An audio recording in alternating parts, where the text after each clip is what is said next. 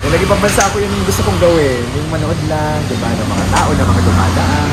This is an example of a waro. 50 to 60 pesos. And then busog na kayo dyan. This is the party street of Seminyak. May mga dito, mga bars. Ang interesting guys, ang ganda ng mga architectures dito sa ano, ng mga architecture dito sa Bali. So ito na nga, the Bali traffic. Hello guys, kumusta kayong lahat? This is Dave, the Kuripot Traveler. And nandito tayo ngayon sa Bali, Indonesia. So for today's video, we will explore Seminyak. And galing tayo dito sa, ayan, Babi Guling Pakmaleng.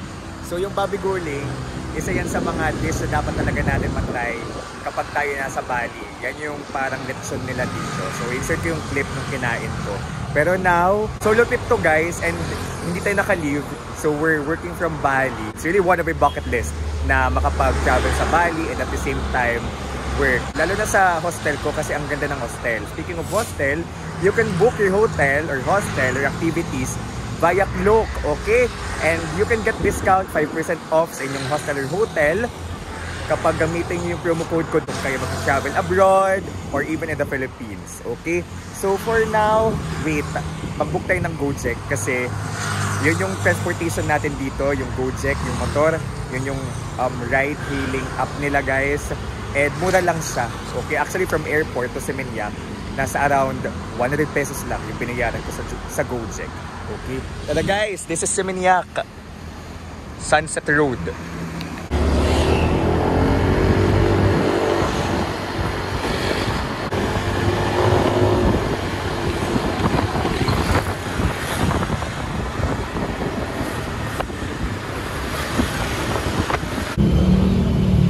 Nakamotor na tayo, nata-traffic pa rin. Alright, so guys, ang Seminyak ang isa sa mga touristy areas, major touristy areas here in Bali. And talagang tingnan nyo naman kung gaano ka-busy yung road. So this is the main street. It's Jalan Raya. So nandito yung mga international brands, mga boutiques, mga shopping stores, mga restaurants. Okay, ito, mga ganitong stores. And then may mga warung din around. So yung warung guys, yun yung mga parang karinderya, local eateries. So that's a tip na kumain kayo sa mga warung para makatipid kayo kasi di hamak na mas mura guys sa mga warung. Kasi ang daming westerners dito sa Bali. So this is an example of a warung. Mura lang guys, so nasa 15k, 17k Indonesian rupiah. So it's around 50 to 60 pesos. And then busog na kayo dyan. Ito. Nasa Seminyak to guys. Warung Coffee. Diba? Parang mga karinderya lang. It's very local. The local experience. And then, na-search ko to Kuku kasi naghanap ako ng cafe. Thank you. Ayan. Guys, walang aircon. Sayang. Hanap tayo ng cafe. Siyempre na may aircon. Kung masarap pa naman. Let's go. Ito may supermarket. Guys, may namita akong Pinoys.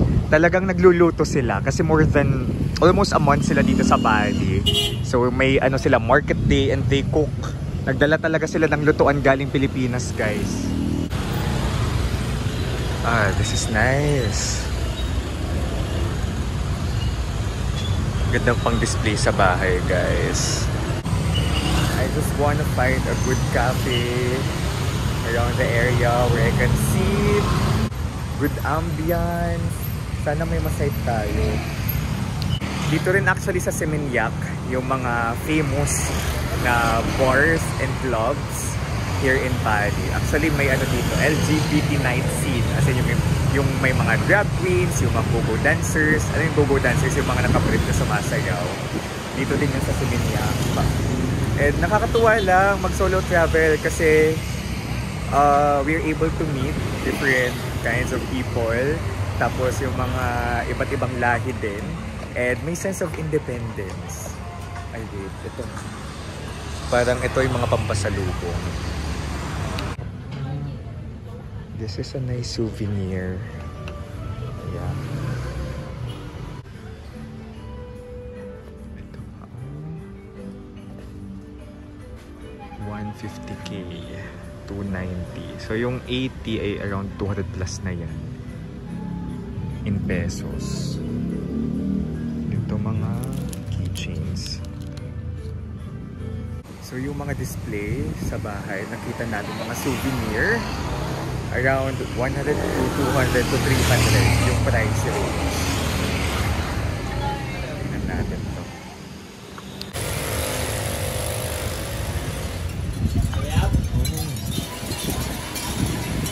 Ang nice nito. Alam nyo guys, yung mga display talaga yung gusto kong bilhin sa ibang bansa. Ito pa, ang dami guys. Cool. Yeah. Marami kayong makitang offerings like that here in Bali. Huwag yung tatapakan yan. It's a form of respect sa kanila. Share ko lang guys, this is important. Kung galing kayong Pilipinas, magdala kayo ng ganyang adapter. Okay? Kasi iba yung saksakan nila dito. Yan, Stonewall Bali. Bali talaga, Bali. That's one of the LGBT bars here in Bali, Stonewall. Marami ding Mon Exchange dito sa Seminyak. Pero ako, yung ginawa ko, nag-withdraw ako guys. So it's 2.5 million. Feeling ko nga sobra-sobra pa kasi yung mga activities ko, binook ko na sa Klook before ako magpunta. So wala lang ko binayaran dito for the activities. Doon nagtitip, ayun yung tipping. Kung marami kayo, pwede kayo maghati-hati. Kung isa kayo, I think, if satisfied talaga kayo, 50k IDR or around 180 pesos, okay na yun. Nagtip ako ng 50k nung first tour ko. It was the Bali Instagram tour. Kasi ang saya ni Kuya, ang saya ng driver. In fact, we follow each other na on Instagram. And ayun, sana matatapat kayo sa masaya na driver.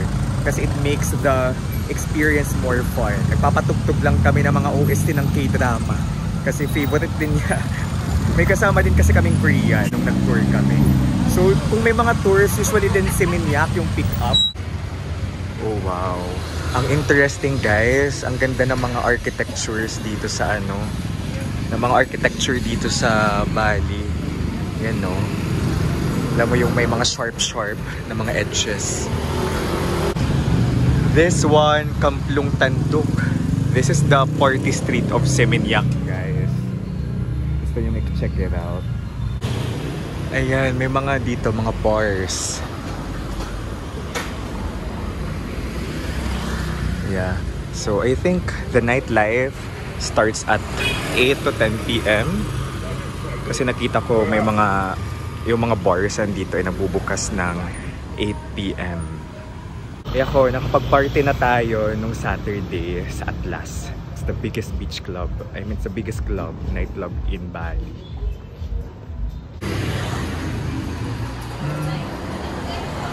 May crab.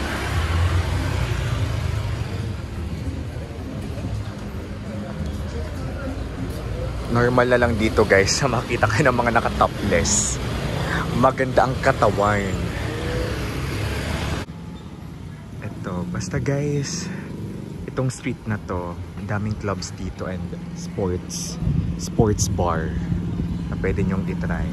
So kung hindi kayo mag-nightlife, go explore yung area na to ng Seminyak.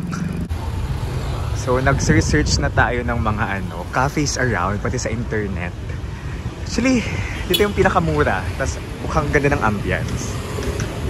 Itong Ketchup Kitchen. Let's go. Gusto ko ng mixed berry. So guys, it's a prank. Wala silang smoothie bowl. So nag-order na lang tayo ng kape. Namura lang din, 30,000 IDR or around 108 pesos. Ganda ng ambience sa loob. Tapos, pero I chose to be outside para mag people watch or mag motor watch, car watch. Saring. Ayan. Kung nag-ibang bansa ako, yun yung gusto kong gawin. Yung manood lang, diba, ng mga tao, ng mga dumadaan. Alright, here's our caramel latte.